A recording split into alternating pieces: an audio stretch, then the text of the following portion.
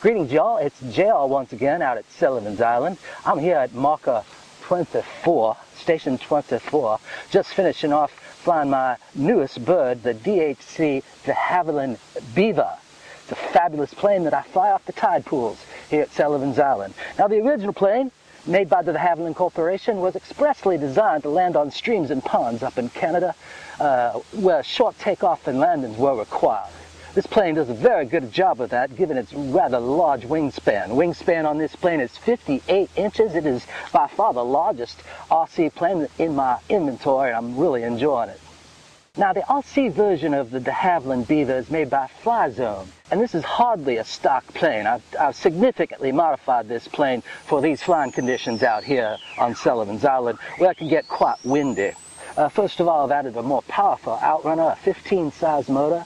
I'm running with a 4S 2200 30C LiPo and a 50 amp ESC. I've also had to strategically locate the electronics in this plane in the event that it becomes inverted. Sometimes that does.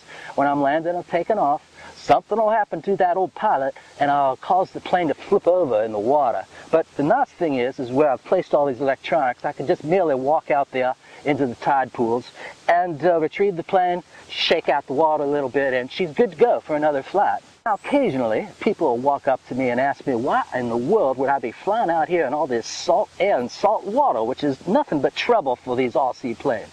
Well, that is true, but I have to tell you that it's a perfect runway strip, these tide pools out here, which are very calm, obviously. They're no more than 6 or 8 inches deep, depending on the tide. And as I mentioned earlier, should I invert the plane on takeoffs or landings, I just wait out there and pick her up, and I'm ready to go again.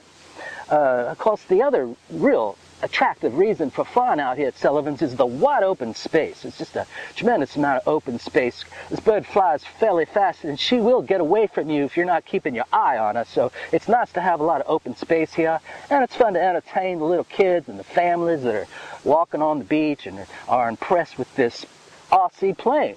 And I impress upon them that it is a real plane. It just happens to be a miniature version of the real plane. It has all the functions of a real plane, including the flaps, as you can see, ailerons, elevator, and the pontoons have little rudders on them, as you can see. It's really a fun plane to fly, and I've been flying it now for about 3 or 4 months now.